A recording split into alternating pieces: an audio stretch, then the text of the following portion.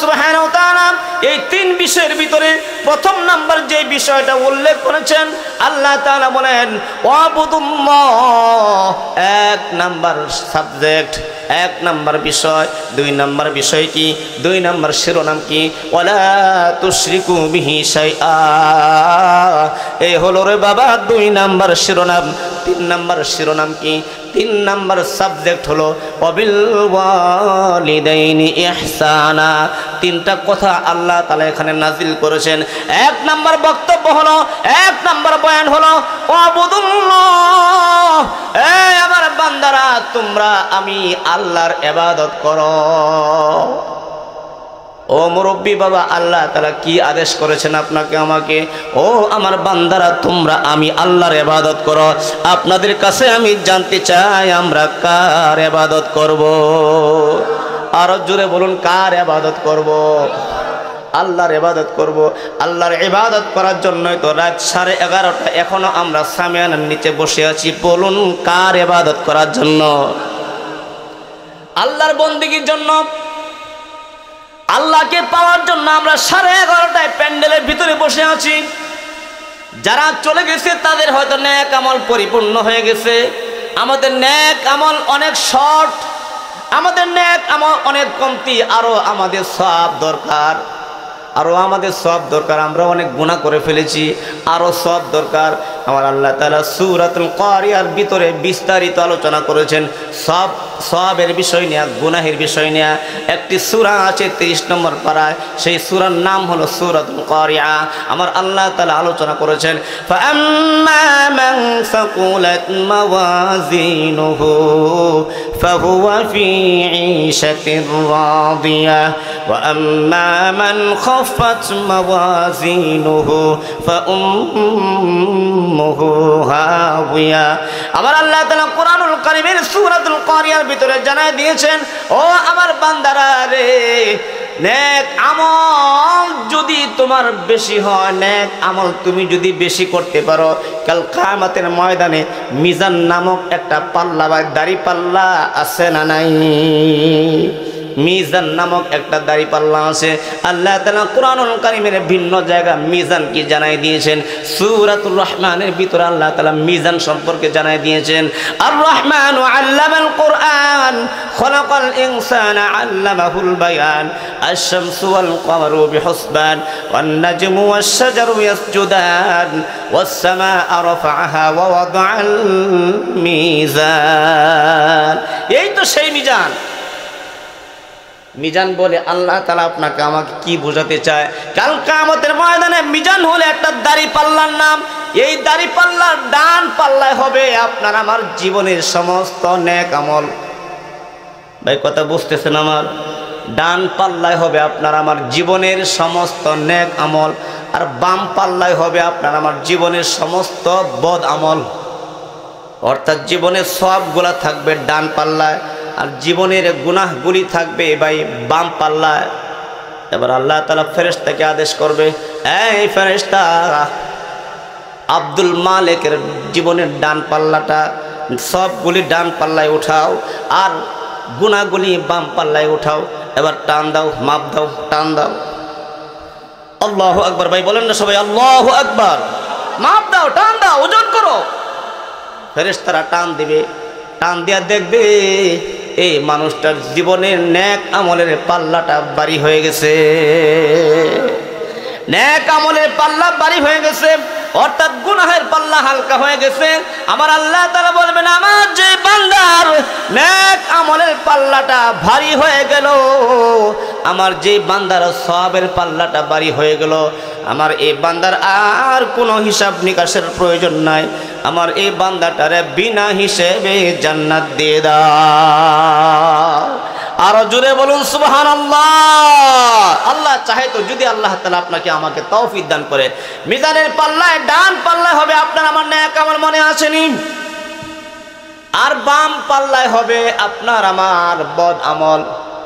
এবার মাপা শুরু হয়ে যাবে, কে কিরম বেড়া, কেডা কিরম বেড়া, মাপা শুরু হয়ে যাবে। এবার যখন মাপ শুরু হয়ে যাবে, টান দিবে, মাপ দিবে, মাপ দিয়ে দেখবে, দেখা যায় যে মানুষটার জীবনের নেক আমল বদ আমল মাপা শুরু করে দিল, টান দেওয়ার পরে দেখা যায় নেক আমলের পাল্লা ভারী হয়ে গেছে। আমার আল্লাহ তাআলা আয়াত নাযিল করে দিয়েছেন, আয়াতে ঘোষণা করে দিয়েছেন ফাআম্মা মান সাকুলাত মাওয়াজিনু ফাহুয়া ফি ঈশাতির রাদিয়া। ডান পাল্লা ভারী হয়ে গেল, আমার বান্দার নেক আমলের পাল্লা ভারী হয়ে গেল, আমার বান্দার যেন সুখময় জিন্দেগি শুরু হয়ে গেল। আরো জোরে বলুন সুবহানাল্লাহ।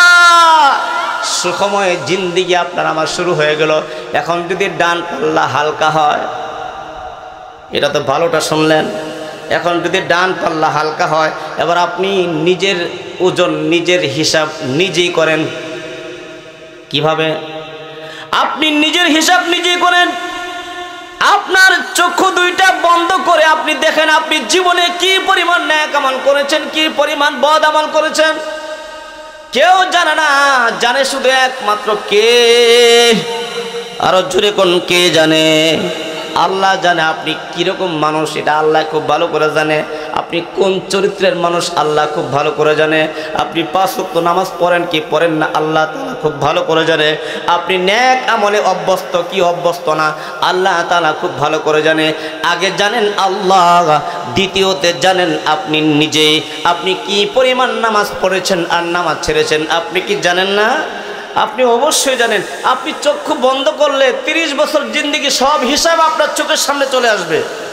মিয়া, ওই যে 20 বছর আগে কি পাপ করছিলেন সেটাও আপনার চোখের সামনে চলে আসবে। ভাই আসবে না? অবশ্যই আসবে। আপনি চক্ষু বন্ধ করলে নিজের হিসাব নিজে প্রায় মিলাইতে পারবেন।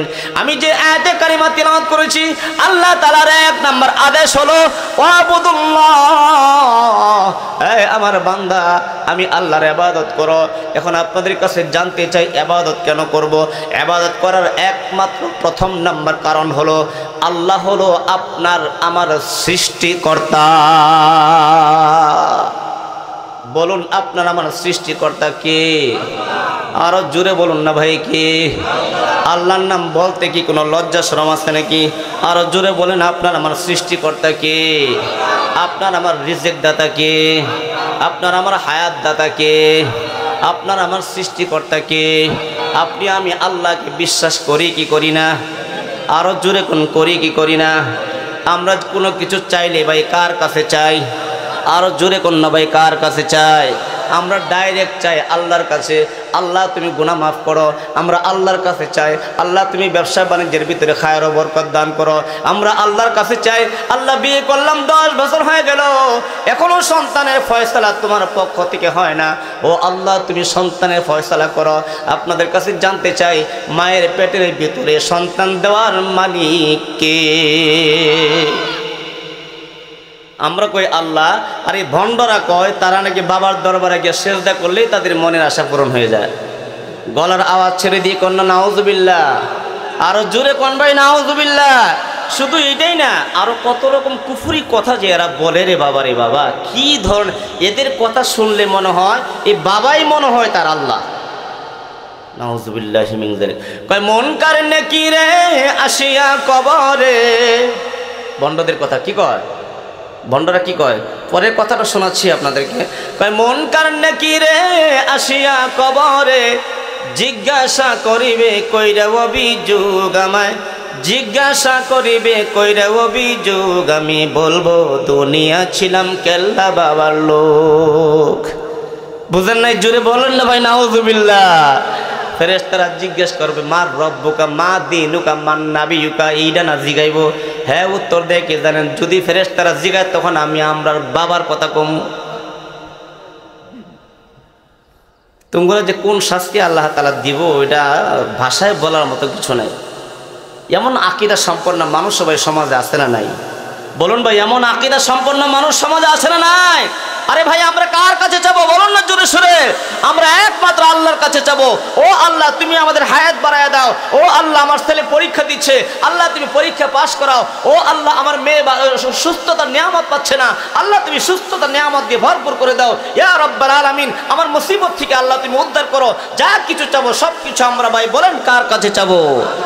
একমাত্র আল্লাহর কাছে চাবো। ভিন্ন কারো কাছে আমরা চাইতে শিখি নাই, ভিন্ন কারো কাছ থেকে চাইতে আমরা শিখি নাই, বুঝি নাই।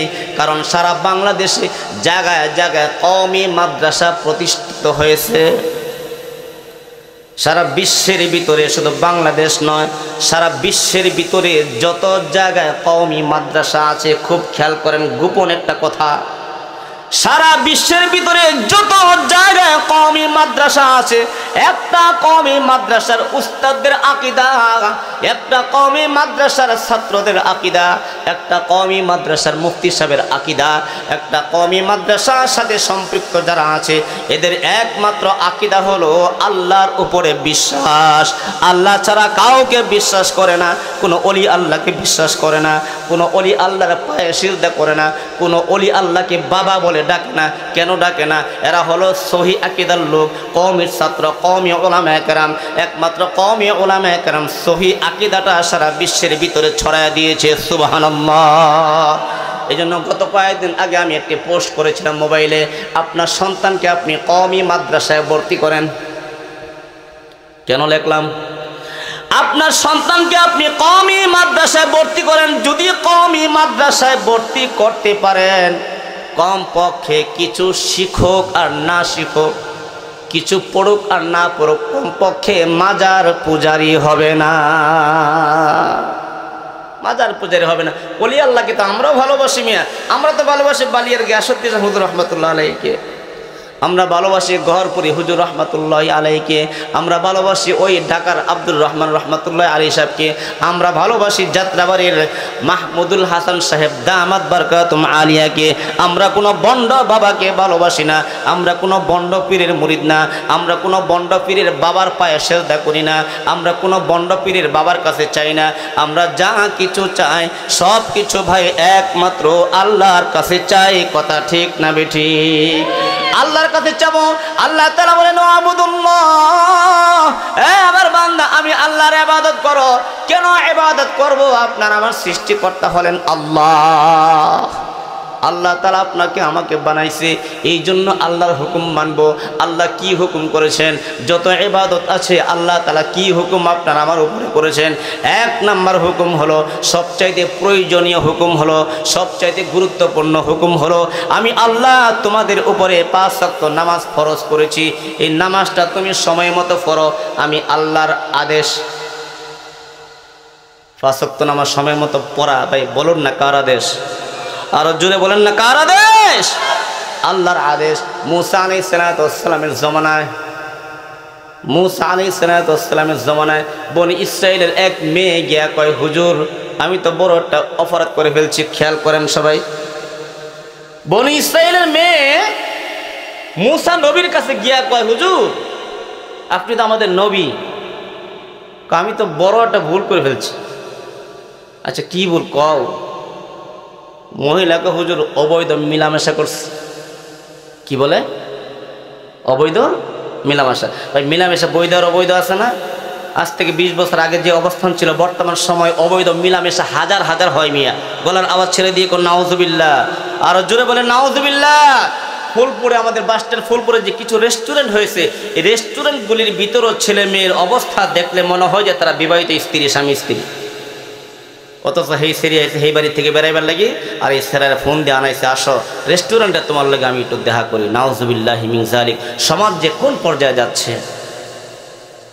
মহিলা ডাক দিয়ে কয়, হুজুর অন্যায় একটা করে ফেলেছি।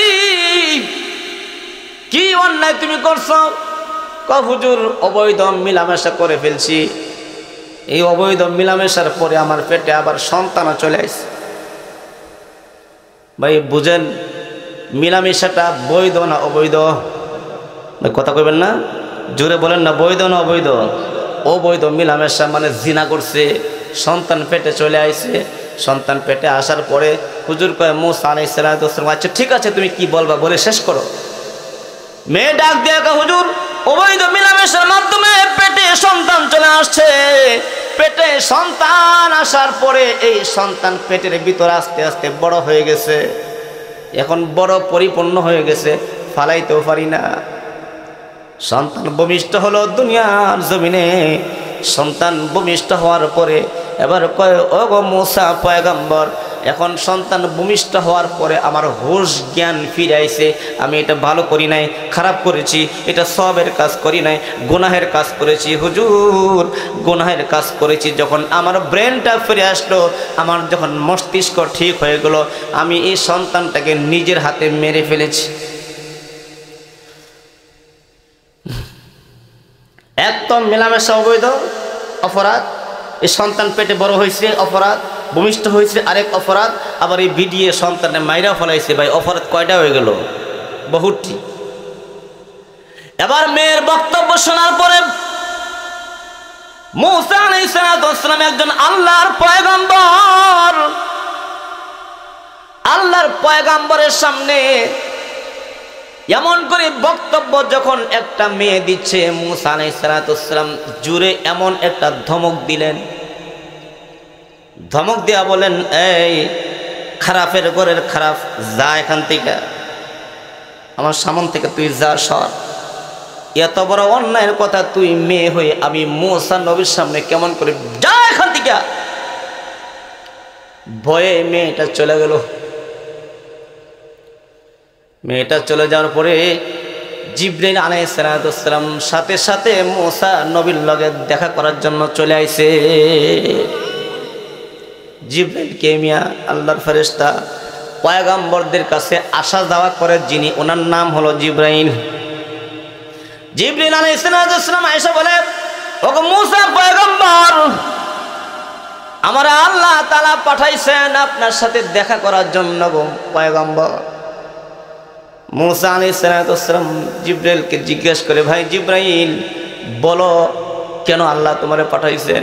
জিবরাইল আলাইহিস সালাম ডাক দিয়া কয়, ইয়া রাসূল, ইয়া ওগো মূসা পয়গম্বর কালিমুল্লাহ, ওগো মূসা কালিমুল্লাহ, আপনার সামনে যে ঘটনাটা ঘটে গেল, ঘটনাটা ঘটার পরে আপনি তাকে ধমক দিয়ে তাড়ায় দিলেন। আমার আল্লাহ তাআলা আমারে পাঠাইছে আপনার কাছে একটা কথা বলার জন্য, আপনি তারে কেন ধমক দিয়ে তাড়ায় দিলেন? ভাই বুঝতেছেন কথা আমার? ইয়া আল্লাহ। মূসা আলাইহিস সালাম বলেন, ভাই রে, হ্যাঁ যে বক্তব্য দিছে, বক্তব্য দেওয়ার পরে আমার মাথা পেঠিক হয়ে গেছে। এমন খারাপ কথাটাও একটা মহিলা আমার সামনে কেমন করে বলতে পারে? আমি তাকে একটা ধমক দিয়ে তাড়িয়ে দিয়েছি। জিবরাইল আলাইহিস সালাম বলেন, ওগো আল্লাহর পয়গম্বর মূসা কালিমুল্লাহ, অপরাধটা আপনার কাছে কত বড় মনে হলো? ওগো মূসা কালিমুল্লাহ, অপরাধ আপনার কাছে কত বড় মনে হলো? মূসা আলাইহিস সালাম বলেন, এর থেকে বড় অপরাধ আর কি হইতে পারে? জিবরাইল আলাইহিস সালাম জানায় দিলেন, ওগো আল্লাহর পয়গম্বর, এর থেকেও বড় অপরাধ আরেকটা আছে, আপনি শুনবেন কি? সুবহানাল্লাহ। ও মূসা পয়গম্বর, এর থেকেও বড় অপরাধ আরেকটা আছে, আপনি কি শুনবেন? বলে, হ্যাঁ জিবরাইল ভাই তুমি আমার শোনাও। এবার জিবরাইল আলাইহিস সালাম জানায় দিলেন, যে অপরাধটা এই মেয়েটা করেছে, এর থেকে বড় অপরাধ হলো একটা মানুষ যখন নামাজ ছেড়ে দেয়, একটা মানুষ যখন নামাজ ছেড়ে দেয়, ওই মহিলার অপরাধের থেকেও আরো বেশি অপরাধ হলো নামাজ তরক করা। মিয়া বুঝে থাকলে আজকের পর থেকে সিদ্ধান্ত নেবেন, নামাজ পড়বেন কি নামাজ ছাড়বেন। আল্লাহ পাক সুবহানাহু ওয়া তাআলা আদেশ করলেন, ওয়াবুদুল্লাহ, আমার বান্দারা রে, আমি আল্লাহর ইবাদত করো। বলুন রে বাবা, আমরা কার ইবাদত করব? আরো জোরে বলুন না, কার ইবাদত করব? আল্লাহর ইবাদত করব। ইবাদত করার মাধ্যমটা কি? ইবাদত করার মূল শব্দ হলো, ইবাদতের মূল বিষয়াদি হলো 5 ওয়াক্ত নামাজ পড়া। আপনাকে আমাকে 5 ওয়াক্ত নামাজের হুকুম আল্লাহ তাআলা করে দিয়েছেন। ওরে ভাই, আপনাকে 24 ঘন্টা সময় দিল আল্লাহ তাআলা। আমার আল্লাহ তাআলা আপনাকে 24 ঘন্টা সময়টাকে ভাগ করে দিল। 12 ঘন্টা দিল দিন, 12 ঘন্টা দিল রাত। আমার আল্লাহ জানে আমার বান্দাটা সারাদিন ক্ষেত খামার কাজ করবে, আমার বান্দাটা সারাদিন অফিস করবে, আমার বান্দাটা সারাদিন অফিস অফিস করবে, আদালত করবে, ক্ষেতের কাজ করবে, বিভিন্ন ধরনের কর্ম করবে, পরিশ্রম করবে। আমার বান্দারা পরিশ্রম করার পরে তার একটু ঘুমানোর প্রয়োজন পড়বে। আমি আল্লাহ তাআলা রাত নামক নিয়ামত দিয়ে দিলাম। আমার বান্দা রাত্রে ঘুমাবে, আমার বান্দা রাত্রে ঘুমাবে, এমন একটা নিয়ামত আমি আমার বান্দাকে দিয়ে দিলাম। ওরে ভাই, এত কিছু চিন্তা আপনাকে আমাকে নিয়ে করলো, আর বিনিময়ে আমি আল্লাহকে 5 ওয়াক্ত নামাজের পুরস্কার, 5 ওয়াক্ত নামাজের ফলাফল, 5 ওয়াক্ত নামাজের হাদিয়াটা আপনি আল্লাহর দরবারে পাঠাতে পারবো না। আমি কত নাম্বার মুসলমান? আল্লাহু আকবার। আল্লাহ, বড় দুঃখ লাগে, বড় কষ্ট লাগে। মসজিদগুলির ভিতরে ঢুকলে দেখা যায় নামাজের সংখ্যা একেবারেই কম। মসজিদের ভিতরে গুলি ঢুকলে দেখা যায় নামাজের সংখ্যা একেবারেই কম। কিছু কিছু মানুষ দূর দূরান্ত থেকে দৌড়ে এসে মসজিদের জামাত আদায় করে কি করে না। আবার কিছু কিছু মানুষ আছে মসজিদের সামনে দোকান, অনেক মানুষ দূর থেকে এসে জামাত ধরে, আর অনেক মানুষ তার দোকানটায় মসজিদের সামনে। এক সপ্তাহের ভিতরে, কে আর সপ্তাহে, মাসের ভিতরে একদিনও পায় না তারা নামাজের ভিতরে।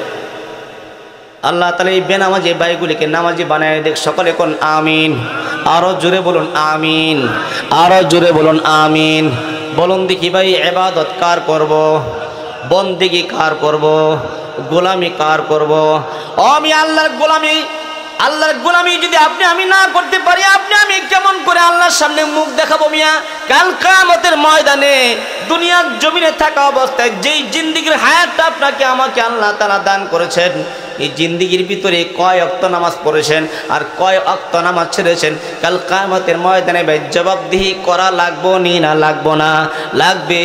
হাদিসের ভিতরে আসছে, আউয়ালু মা ইউহাসাবু বিহিল আবদু ইয়াউমাল কিয়ামাতিস সালাহ। কাল কিয়ামতের ময়দানে আপনার জীবনের প্রথম নাম্বার যে হিসাব নিকাশটা হবে, ওই প্রথম নাম্বার হিসাব নিকাশটার নাম হলো নামাজ। ও মুরব্বী বাবারা, পায়ে হাত দিয়ে বলে যাবো, এক ওয়াক্ত নামাজ ছাড়বেন না।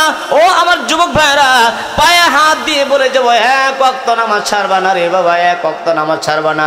নামাজ তুমি কেমন করে ছাড়ো? নামাজ পড়ে পড়ে, আল্লাহর বন্দেগি করে করে, আল্লাহর গোলামি করে করে কিছু মানুষ দুনিয়ার জমিনে আল্লাহর জান্নাতের সার্টিফিকেট পেয়েছে কি পেয়েছে না বলেন? আল্লাহর হাবিব বিশ্বনবী রাহমাতুল লিল আলামিন যাচ্ছেন মেরাজে। কোথায় যাচ্ছেন? মেরাজে যাচ্ছেন।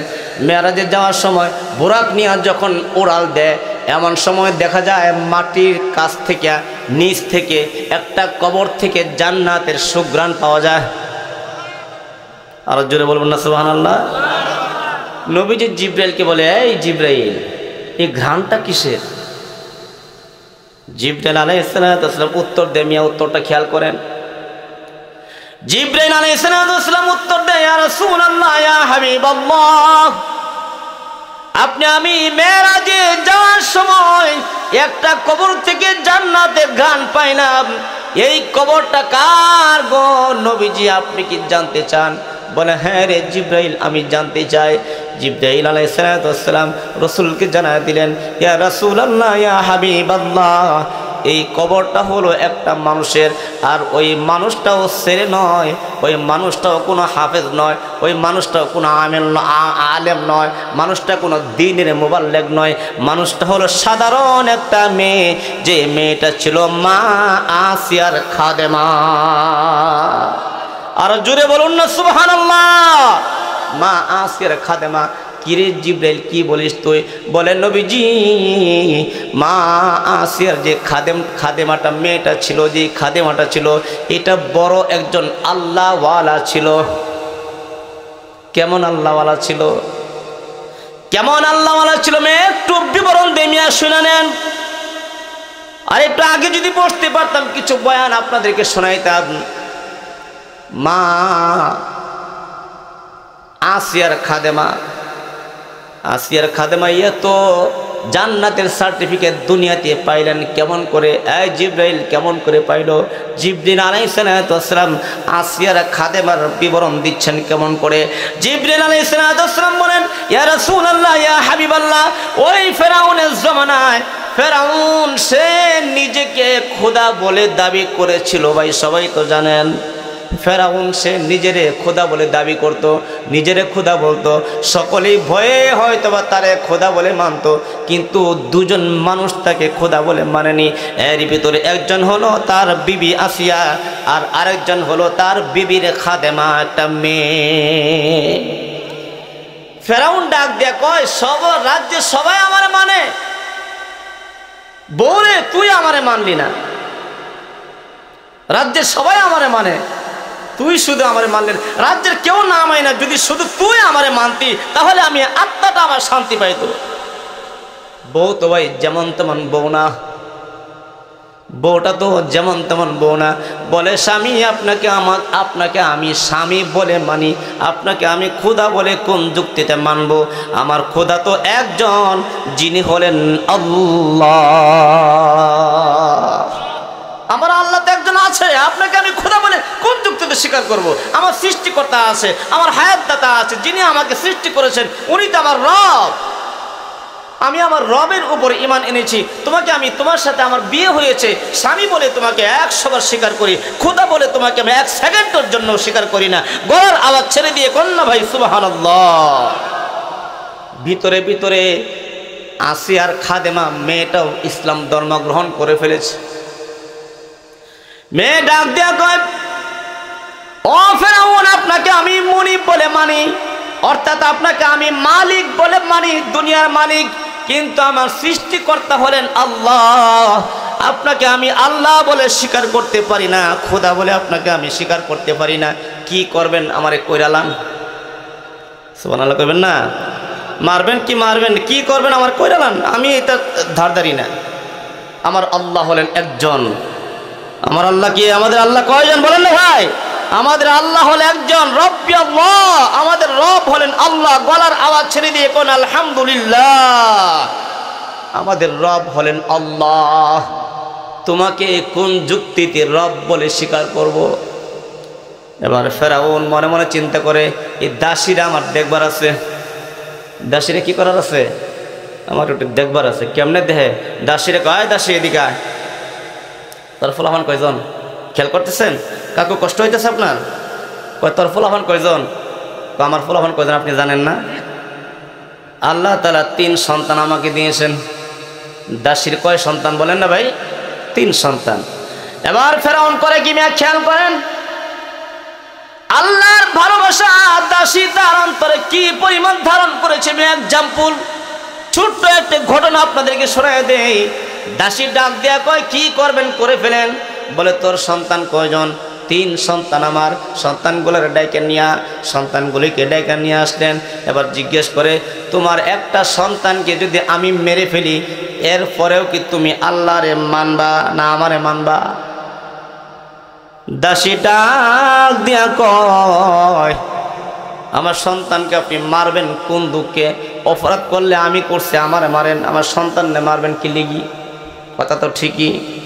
এবার ফেরাউন ডাক দিয়া কয়, সন্তানের সাথে মায়ের একটা আত্মার সম্পর্ক ভাই আছে না নাই? ভাই সন্তানের সাথে মা বাবার একটা আত্মার, রুহানি একটা আত্মার সম্পর্ক আছে না নাই? আছে। সন্তানের জন্য বাপ মা সব কিছু করে। সন্তান মাত্র জন্ম নিয়েছে, এখন থেকে ছেলে সন্তান জন্মগ্রহণ করেছে, এখন থেকে বাবার ফিকির শুরু হয়ে গেছে, আমি আমার সন্তানের জন্য এই কর্ম সেই কর্ম। ভাই কথা ঠিক না বেঠিক?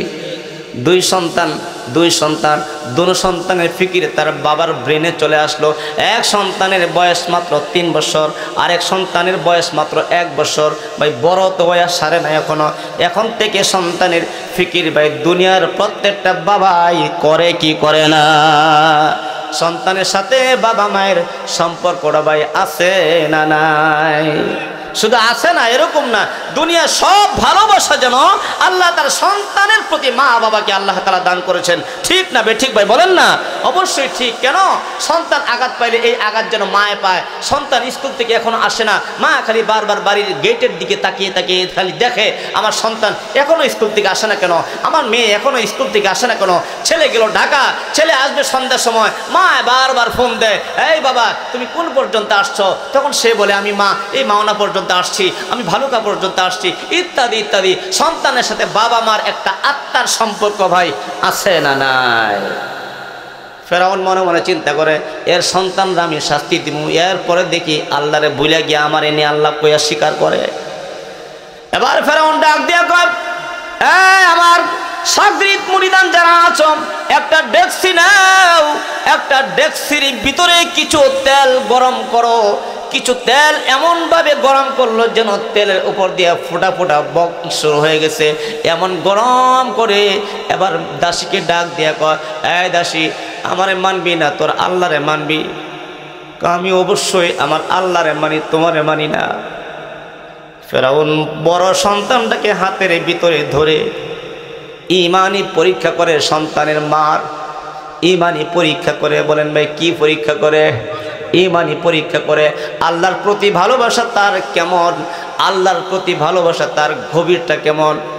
ফেরাউন সন্তানকে হাতে নিয়ে ডাক দিয়ে কয়, আমারে খোদা বলে স্বীকার করবি কি করবি না বল? যদি স্বীকার না করিস তোর এই সন্তানটারে তেলের ভিতরে নিক্ষেপ করে ফেলামু।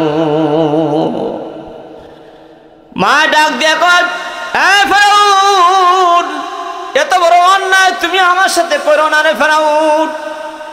যত শাস্তি তুমি দাও আমারে দাও, আমার সন্তানরে দিও না রে ফেরাউন। আমার সন্তানরে তুমি শাস্তি দিও না, যদি দেও তো কেন দিবা? বলে আমারে খোদা বলে স্বীকার কর। মা ডাক দিয়ে কয়, 1 সেকেন্ডের জন্য আমি আমার সন্তান হারাইতে পারি, তোমাকে খোদা বলে স্বীকার করতে পারি না। আরো জোরে বলুন না ভাই সুবহানাল্লাহ। তোমাকে খোদা বলে স্বীকার করব না। এই কথা বলতে না বলতে কিতাব সাক্ষী দেয়, সন্তানটাকে ঢেল মেরে ওই ডেকসির ভিতরে ফেলে দিল। আরে কি করুণ কাহিনী! একটা জ্বলন্ত গরম তেলের ভিতরে একটা শিশু সন্তানকে ছেড়ে দিলে ভাই কেমন লাগে একটু আন্দাজ করেন, একটু ভাবেন কেমন লাগে। মার কলিজাটা ফেটে যাচ্ছে, ছিঁড়ে যাচ্ছে। আল্লাহর কাছে কয়, মালিক ও আল্লাহ, এত বড় শাস্তি তুমি আমার কেন দিচ্ছ আল্লাহ? এই বদমাশ, এই বেঈমান আমার সন্তানটাকে তেলের ভিতরে ছেড়ে দিল, মারা গেছে। কিছুক্ষণ পরে বলে, এই দাসী, আমার খোদা বলে মানবি কি মানবি না? না, তোমার আমি খোদা বলে মানবো না। দ্বিতীয় সন্তানটা আবার হাতে নিছে। আমি আর দ্বিতীয় সন্তানটা হাতে নিয়ে তেলের ভিতরে, গরম তেলের ভিতরে নিক্ষেপ করবে। ফেরাউন ডাক দিয়া কয়, এখনো সময় আছে, তুমি যদি তোমার এই সন্তানকে বাঁচাতে চাও আমারে খোদা বলে স্বীকার করো। জিবরাইল আলাইহিস সালাম নবীর কাছে বর্ণনা দিচ্ছেন, মনে আছে তো নাকি? বর্ণনা দিচ্ছেন গো নবীজি। ফেরাউন দ্বিতীয় সন্তানটাকে ধরেও এইভাবে তেলের ভিতরে নিক্ষেপ করলো। 1 সেকেন্ডের জন্য আল্লাহর বান্দি আল্লাহর মহাব্বত থেকে পিছু পা হয় নাই। আরো জোরে বলবেন না সুবহানাল্লাহ।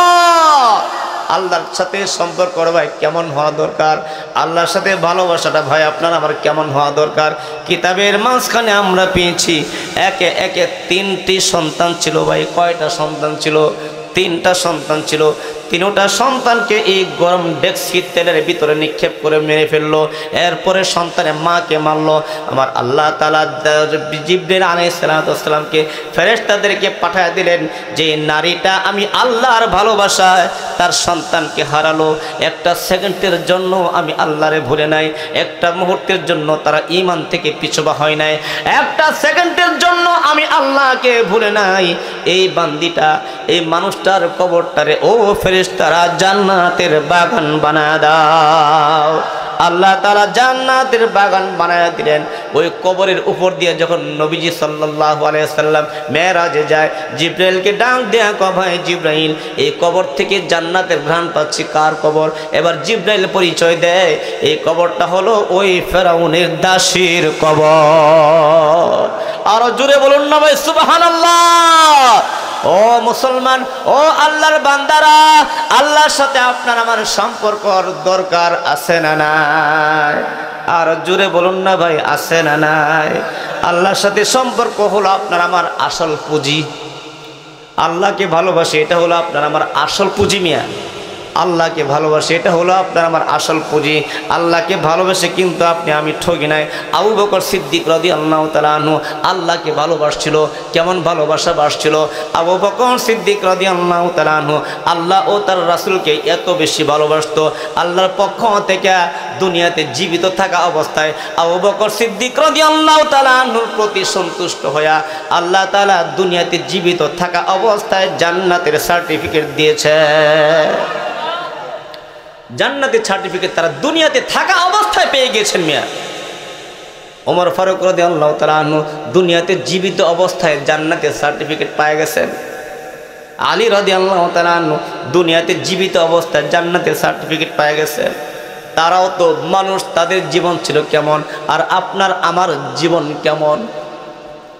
একটু ভাবেন, একটু নিজেকে একটু বিসর্জন করে দেন না রে ভাই আল্লাহর প্রতি। বলুন ভাই, যে আয়াতে কারিমা আপনাদের সামনে তেলাওয়াত করেছি, ও আবুদুল্লাহ, আল্লাহ তাআলার এক নাম্বার আদেশ হলো ভাই কি? আল্লাহর হুকুম পালন করা। বলুন ভাই, এক নাম্বার আদেশ কি? আল্লাহর হুকুম পালন করা। আল্লাহর হুকুম আপনি আমি মানব, আল্লাহর হুকুম আপনি আমি পালন করব, আল্লাহর নামাজ পড়ব, 5 ওয়াক্ত নামাজ আপনি আমি সময় মতো ভাই পড়ব কি পড়ব না? সবাই হাত তুলে দেখান আল্লাহকে, 5 ওয়াক্ত নামাজ সময় মতো আপনি আমি পড়ব কি পড়ব না? ও আল্লাহ, আমাদের সবাইকে নামাজি বানায় দাও। সকলে কোন আমিন, আরো জোরে বলুন আমিন। এখন নামাজ তো পড়বো, দ্বিতীয় স্টেপে আল্লাহ তাআলা কি বলেছেন? নামাজ যে তুমি পড়বা, ইবাদত যে তুমি করবা, এটা হয় যেন একদম বেজাল মুক্ত। বলুন ভাই, কি মুক্ত? ভাই কথা করেন না কেউ, আমাদের আলোচনা হন অনেক। ভাই সবাই আছেন তো নাকি? না কষ্ট হইতেছে আপনাদের? ভাই কষ্ট হইতেছে আপনাদের? যদি কষ্ট হয় তাহলে কর্ণ হুজুর বয়ান ছেড়ে দেন, আমি ছেড়ে দেবো ইনশাআল্লাহ। আপনাদের কষ্ট না হলে আমি এরকম ঘন্টা 2 ঘন্টা বয়ান করতে পারি, আমার কোনো অসুবিধা হয় না। এখন আসুন স্বীকারোক্তি আমরা দিলাম আল্লাহর নামাজ পড়ব, আল্লাহকে সেজদা করব, গোলামি করব, বন্দিগি করব। বন্দিগিটা হবে কিরকম? ভেজাল মুক্ত। বলেন ভাই কিরকম হবে? ভেজাল মুক্ত। ভাই জুড়ে বলেন না, কেমন হবে? ভেজাল মুক্ত। ওয়াবুদুল্লাহা ওয়ালা তুশরিকু বিহি শাইআ। ইবাদত যেন আপনার আমার হয় শিরিক মুক্ত। শিরিক মুক্ত ইবাদত যেন আপনার আমার হয়, ভেজাল মুক্ত ইবাদত যেন আপনার আমার হয়। নামাজ পড়ি, সূরা ফাতিহাটাই ভালো করে পড়তে পারি না। কথা ঠিক না বেঠিক? আপনাদের কাছে জানতে চাই, সূরা ফাতিহা ছাড়া তো নামাজ হয়?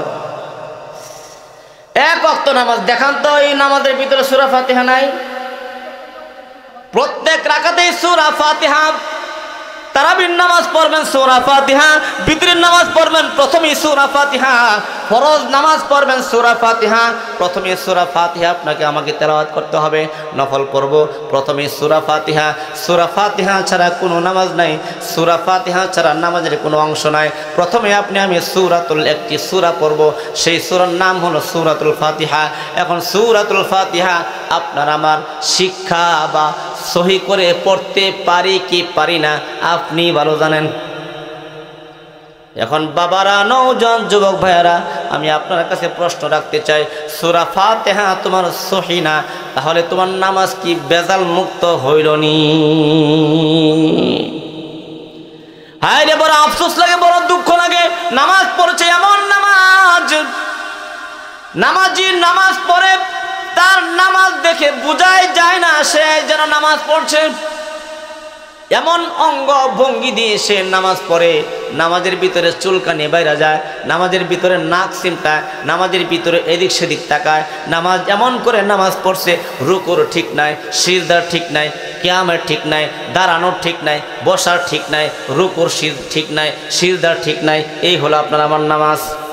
অনেক মুসল্লি আমাদের ফুলপুর বাসস্ট্যান্ড মসজিদে পায়, রুকু থেকে সোজা হয়ে দাঁড়াবে, দাঁড়াই না। বুঝছেন কথা? বুঝতেছেন? অনেক নামাজি পায় রুকু থেকে সোজা হয়ে দাঁড়াই না। আপনার কাছে আমি জানতে চাই, রুকু থেকে সোজা হয়ে তুমি দাঁড়াও না, তোমার নামাজটা কি বেজাল মুক্ত হচ্ছে নি? না, ভেজাল মুক্ত হচ্ছে না। ভেজাল মুক্ত শিরিক মুক্ত ইবাদত যদি আপনি আমি করতে পারি, শিরিক মুক্ত ইবাদত যদি আপনি আমি করতে পারি, আখলিস দীনাকা ইয়াকফিকাল আমালুল কলিল।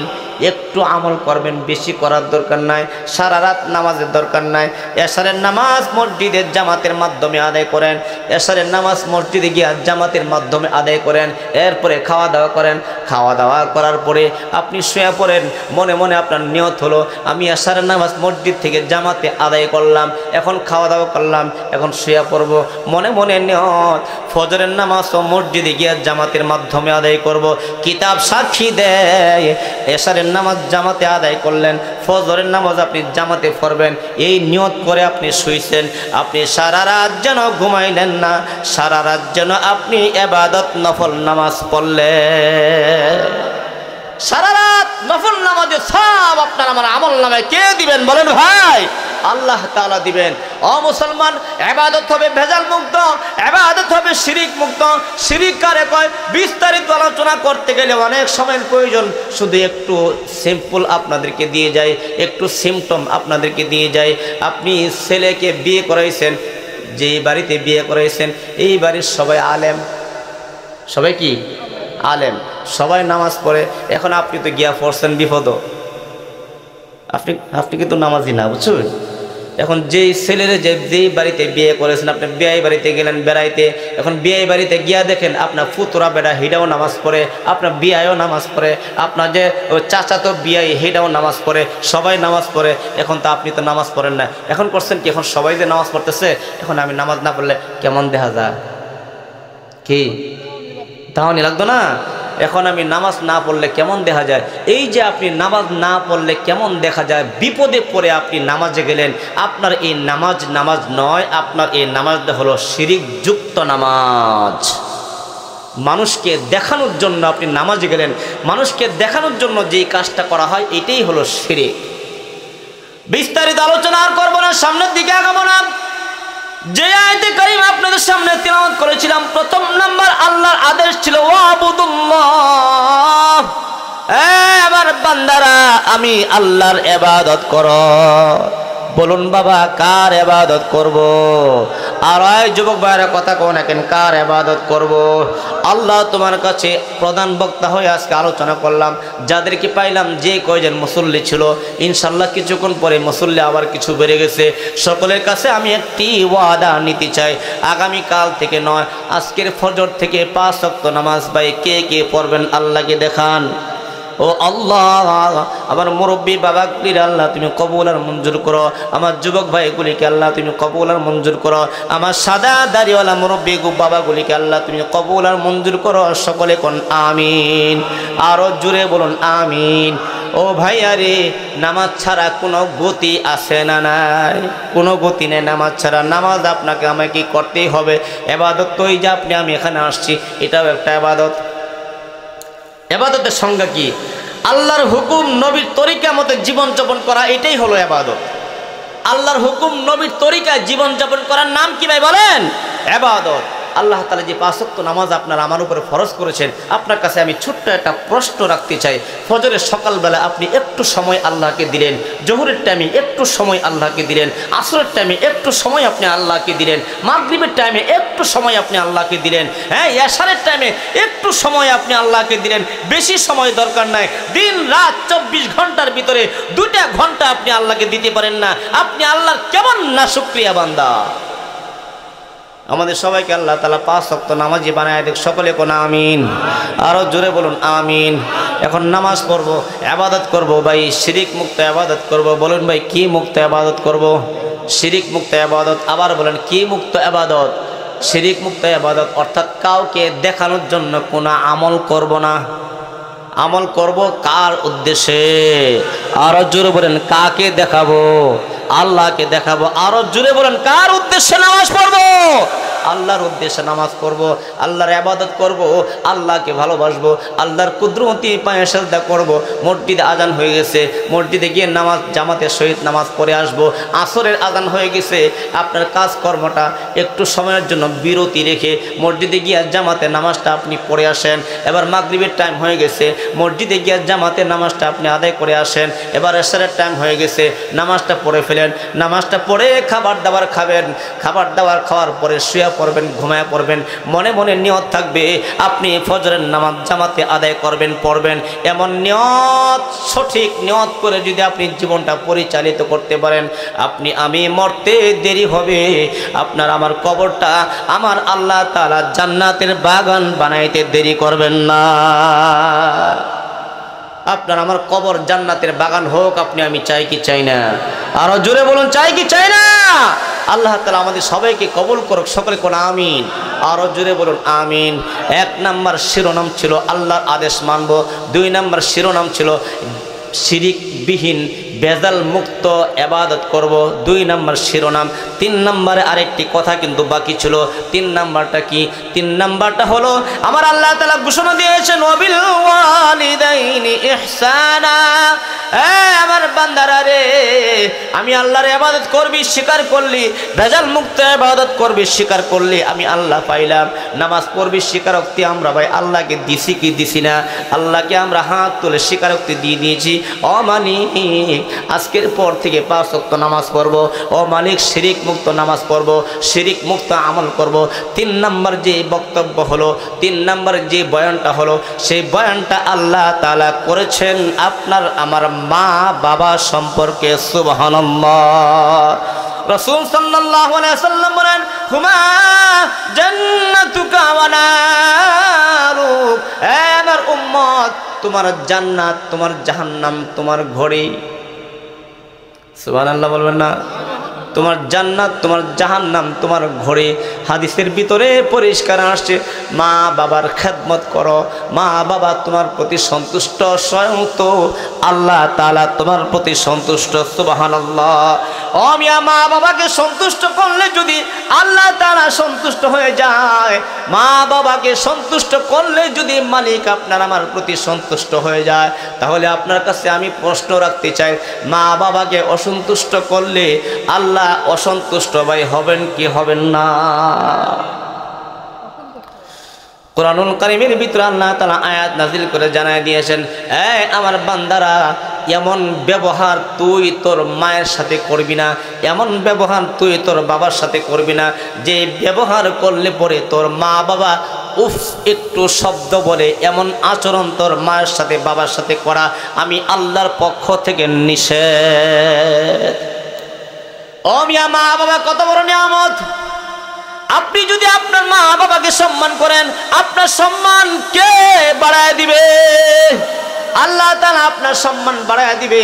ও ভাই, মায়ের সাথে বেয়াদবি করে কোনো সন্তান আজ পর্যন্ত সাফল্য অর্জন করতে পারে নাই। হাজার হাজার প্রমাণ মিয়া। মায়ের সাথে বেয়াদবি করে কোনো সন্তান আজ পর্যন্ত সাকসেস হতে পারে নাই। বাবার সাথে বেয়াদবি করে কোনো সন্তান আজ পর্যন্ত সামনে আগাইতে পারে নাই। মার সাথে বেয়াদবি করে সন্তান পাগল হয়ে গেছে, বাবার সাথে বেয়াদবি করে সন্তান পাগল হয়ে গেছে। কিন্তু যেই সন্তান তার মাকে বড় যত্ন করে, বড় ভালোবাসে, বড় আদর করে, শুধু তাই না, আমার রাসূল বলেন, ও আমার উম্মত, তুমি তোমার মায়ের প্রতি সুনজরে তাকাও। কি বলেন? তুমি তোমার বাবা মায়ের প্রতি সুনজরে তাকাও। সুনজরে তাকানোর ফলাফল কি? নবী বলেন, তুমি তোমার মায়ের প্রতি যদি সুনজরে তাকাইতে পারো, আল্লাহর পক্ষ থেকে তোমার আমলনামা একটা কবুল হজের সওয়াব আল্লাহ তাআলা দিয়ে দিবে। আরে আল্লাহ কত বড় দেনওয়ালা। ও মালিক, আল্লাহ কত বড় দেনওয়ালা। সাহাবায়ে কেরাম চিকন করে রাসূলকে জিজ্ঞেস করলেন, ইয়া রাসূলুল্লাহ, ইয়া হাবিবাল্লাহ, এখন মায়ের দিকে সুনজরে তাকাইলে যদি কবুল হজের সওয়াব পাওয়া যায়, খুব খেয়াল করেন, মায়ের দিকে সুনজরে তাকাইলে যদি কবুল হজের সওয়াব পাওয়া যায়, এখন আমি একবার না তাকাই, যদি আমি 10 বার তাকাই, আল্লাহ সুবহানাল্লাহ বলেন না ভাই, সকলে কও না ভাই সুবহানাল্লাহ। এই যুবক ভাইরা, জোরে কস না সুবহানাল্লাহ। নবীজি উত্তর দিলেন, যদি তুমি 10 বার তাকাও, 10টা কবুল হজের সওয়াবে তোমার আমলনামা আল্লাহ তাআলা দিয়ে দিবে। মা বাবার ভাই খেদমত করব কি করব না? বলুন ভাই, মা বাবার খেদমত করব কি করব না? এখন মা বাবার খেদমত করব কেমন করে? মাও তো নাই, বাবাও তো নাই। এদিকে সবাই খেয়াল করেন, ওই ভিডিওর দিকে তাকায়েন না কেউ। মায়ের খেদমত করব কেমন করে? মা তো নাই। নবী বলেন, মা যদি তোমার না থাকে, তোমার মায়ের বোনেরা কারা কারা আছে, হেগরে খেদমত করো। সুবহানাল্লাহ, সুবহানাল্লাহ। ও ভাইয়া, মা নাই, মায়ের খেদমত কেমন করে করবা? বাবা নাই তো বাবার খেদমত কেমন করে করবা? বাবার খেদমত হয়ে যাবে, তুমি তোমার চাচাদেরকে ভালোবাসো, তোমার জ্যাঠাদেরকে ভালোবাসো, তোমার বাবার ভাইদেরকে ভালোবাসো, তোমার বাবার খালাতো ভাইদেরকে ভালোবাসো। তোমার মা নাই, তোমার মায়ের বোনকে মায়ের নজরে তাকাও, তোমার মায়ের খালাতো বোনকে তুমি ভালোবাসো, মায়ের সেবা মোটামুটি কিছুটা হয়ে যাবে। মুসা আলাইহিস সালাম, শেষ করে দিচ্ছি ইনশাআল্লাহ, অনেক লম্বা আলোচনা হয়ে গেছে তাই না। মুসা আলাইহিস সালামের জমানায় মুসা নবী আল্লাহরে কয় কি জানেন? আল্লাহরে কয়, আল্লাহ আমি তো একজন পয়গম্বর, খুব খেয়াল করেন, ছেড়ে দেবো ইনশাআল্লাহ আলোচনা, সবাই দোয়া নিয়ে যাবেন না ইনশাআল্লাহ, আখিরে মোনাজাত দিন ইনশাআল্লাহ, আমরা এই কিছুক্ষণের ভিতরে আলোচনা ছেড়ে দেব।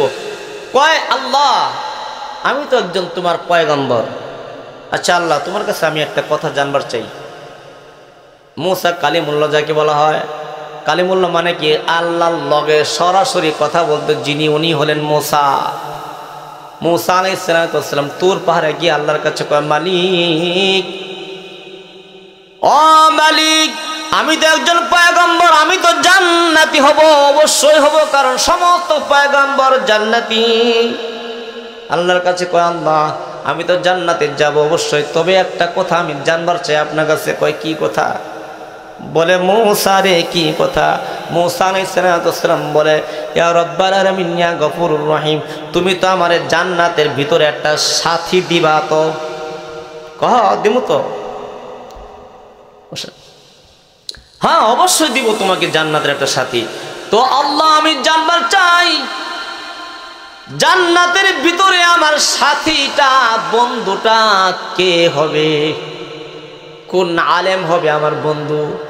কোন আবেদ হবে আমার বন্ধু? কোন আল্লাহওয়ালা মানুষটারে আল্লাহ তুমি আমার বন্ধু বানাইবা জান্নাতের ভিতরে? আমার মনটা চায় ওই বন্ধুটারে দুনিয়াতে আমি একটু দেখি। আল্লাহ তাআলা কও, এই কথা? আচ্ছা যাও, এত যখন তোমার আশা, আচ্ছা যাও, অমুক বাজারে গিয়ে দেখো একজন কসাই। কি ভাই?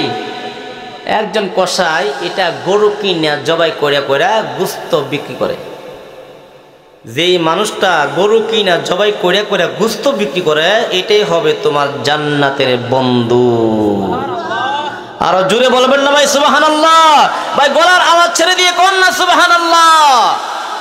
এখন মুসা আলাইহিস সালাম তো পাগলের মতো হয়ে গেছে, সর্বনাশ, একটা গোশত বিক্রেতা আমার বন্ধু হইব, একটা কসাই আমার বন্ধু হবে? ভাই ফুলপুরে আমাদের কসাই আছে না? হ্যাঁ নাই? আছে না? কসাই আছে না যে গোশত বিক্রি করে? প্রায় 5-7টা কসাই আছে তাই না? তারা দেখবেন গরু কিনা কিনা আয় না, জবাই করে পরে এটার কাইটা কাইটা গোশত বিক্রি করে, এর নাম হলো কসাই, বাংলা কথা যেটা। এবার তো ভাই মুসা আলাইহিস সালাম পাগলের মতো এই কসাইকে খুঁজতে বের হয়ে গেল। আল্লাহ তাআলা যে পরিচয় দিলেন, পরিচয় অনুযায়ী ওই বাজারে গেল, গিয়া দেখে ঠিক একজন কালো কুৎসিত মানুষ, কালো মানুষ গোশত বিক্রি করতেছে। মুসা আলাইহিস সালাম দেখে তার ব্যবসার হালতটা কি, কেমন করে সে ব্যবসা করেন। ভাই ব্যবসার ভিতরে উত্তম ব্যবসা, ভেজাল ব্যবসা আছে না নাই? ওই সদরঘাটে যখন ফল কিনতে গেলাম, সদরঘাটে ফল কেনার সময় বাইচা বাইচা ফলগুলি লইলাম, লওয়ার পরে ভাই কত হয়েছে? 550 টাকা। এই লোন টাকা টাকা দিলাম, বাসায় আয়না দেখি একটা ফলও ভালো না, সব নষ্ট, সব কি নষ্ট। অবাক হয়ে গেলাম, নিজের হাতে ফলগুলি বাছলাম, নিজের হাতে ফলগুলি বাইছা বাইছা নিলাম, এটা আবার নষ্ট হয়ে গেল, বাসায় আসে। ব্যাপারটা কি? এখন ব্যাপারটা কি ঘটছে জানেননি? আমার ফলে যে টুফলাটা ছিল, আমার ফলে যে ব্যাগটা ছিল, এই ব্যাগটা পরিবর্তন কইরা নষ্ট একটা ফলের ব্যাগ বেচারা আমার হাতে ধরায় দিল। এখন আপনাদের কাছে জানতে চাই, এই বাটফারির ব্যবসা এটা হালাল না হারাম? মুসা আলাইহিস সালাম দেখতে চায়, দেখি আল্লাহর এই বান্দা তার ব্যবসার ধরনটা কি, কাউকে ওজনে কম দেয় কি না বেশি দেয় দেখি। এবার মুসা আলাইহিস সালাম দাঁড়ায় দাঁড়ায় কসাইয়ের ব্যবসা দেখে মানুষ গোস্ত কিনতে আসে, কারো কাছে বেশি নেয় না, কারো কাছে কমও নেয় না, কাউকে ওজনে কম দেয় না, কাউকে ওজনে বেশিও দেয় না, কমও দেয় না, 2 নম্বরই তার ভিতরে নাই। মুসা আলাইহিস সালাম মনে মনে চিন্তায় পড়ে গেল, সম্ভবত তার এই ব্যবসাকে আল্লাহ তাআলা কবুল করেছেন, এই জন্য মনে হয় আমার জান্নাতের সে বন্ধু হইব। এটা তার ধারণা। মুসা আলাইহিস সালাম তার ব্যবসার ক্যাটাগরি, তার ব্যবসার ধরন দেখা ডাক দিয়া গো, ভাই রে তুমি এই ব্যবসা কতদিন ধইরা করো রে ভাই?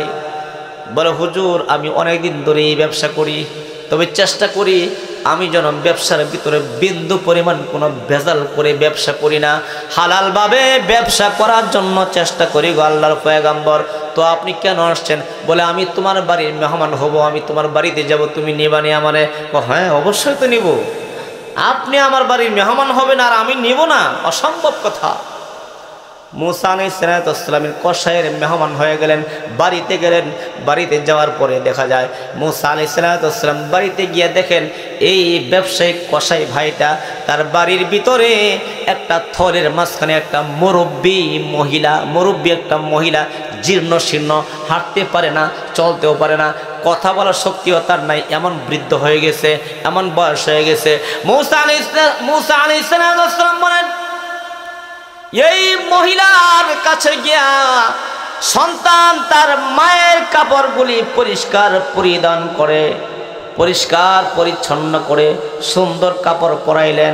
সুন্দর কাপড় পরানোর পরে মুসা আলাইহিস সালাম ছেলের কারবার দেখেন মিয়া, সন্তান বাড়িতে গিয়া তার মার পরিপূর্ণ খেদমত করে, নতুন কাপড় চোপড় পরিধান করে, একটু গোস্ত বাড়িতে নিয়ে গিয়া এই গোস্তটাকে সুন্দর করে রান্না বান্না করে তার মায়ের মুখে তুলে দিলেন। মুসা আলাইহিস সালাম ব্যক্তিকে জিজ্ঞেস করে, ও ভাই এই বৃদ্ধ মহিলাটা তোমার কি হয়? বলে, হুজুর এই বৃদ্ধ মহিলাটা হলো আমার গর্ভধারিণী মা। ওগো আল্লাহর পয়গম্বর, আমি আমার মায়ের সেবার বিন্দু পরিমাণ কোনো কমতি রাখি না, কোনো কমতি করি না, কোনো কমতি রাখি না গো আল্লাহর পয়গম্বর। তো মুসা আলাইহিস সালাম তামসা দেখতে গেছেন মিয়া বাড়িতে। এবার মায়ের খেদমত শেষ করার পরে 2টা হাত তুলে মা কি জানি আল্লাহর কাছে বললেন। মা 2টা হাত তুলে, ভাই আমরা 2টা হাত তুলে আল্লাহর কাছেই তো চাই নাকি? 2টা হাত তুলে আল্লাহর কাছে কি জানি বললেন। কথাটা তো মুসা আলাইহিস সালাম বুঝতে পারে নাই। এবার মুসা আলাইহিস সালাম কসাই ভাইকে জিজ্ঞেস করে, ও ভাই তোমার মায়ের খেদমত তুমি যে সুন্দরভাবে করে আসছো আলহামদুলিল্লাহ, তো আমি জানতে চাই রে ভাই তোমার মা 2টা হাত তুলে আল্লাহর কাছে কি চাইলো?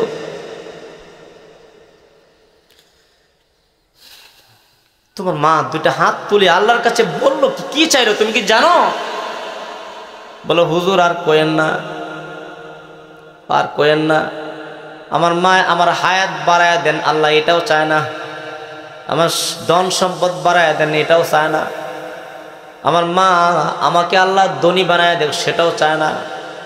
আল্লাহর কাছে আমার মা অনেক দিন ধরে একটা প্রস্তাব দিয়ে আসছেন।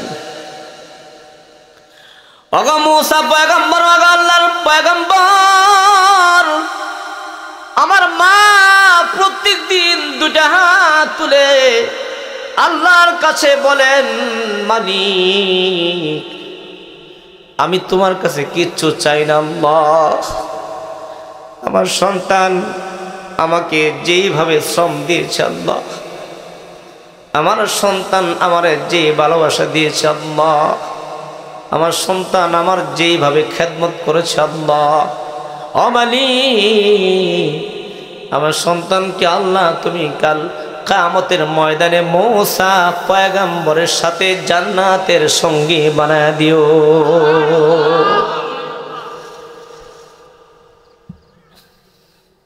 মুসা আলাইহিস সালাম কসাই ভাইকে ডাক দিয়া কয়,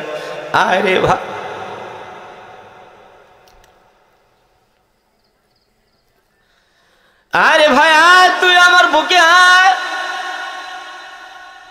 এই কসাই, আমি তোমার সম্পর্কে আল্লাহর কাছে জানতে চেয়েছিলাম মালিক, কাল কিয়ামতের ময়দানে আমার বন্ধু কে হবে?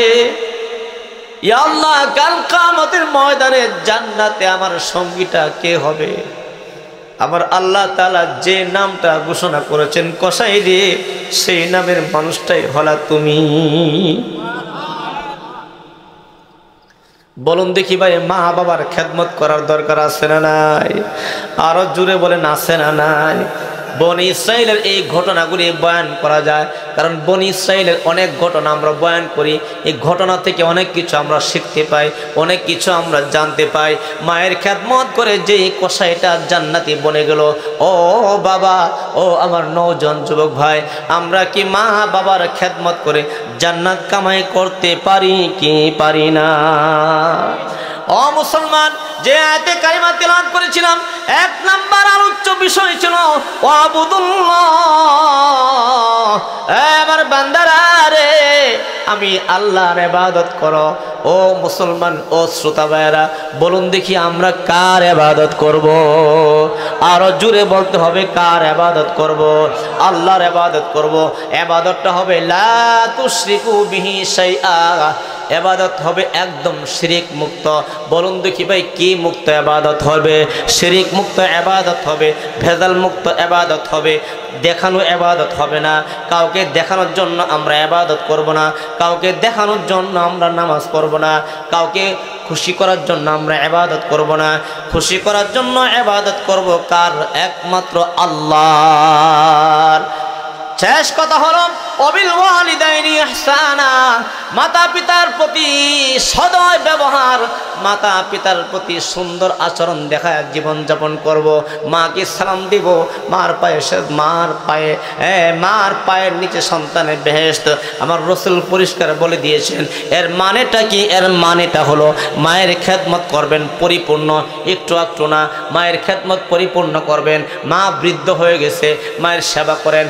বাবা বৃদ্ধ হয়ে গেছে, বাবার সেবা করেন। মিয়া, মা বাবার সেবার মাধ্যমে আপনার আমার জীবনের সব ধরনের সফলতা আল্লাহ তাআলা দিতে পারেন কি পারেন না?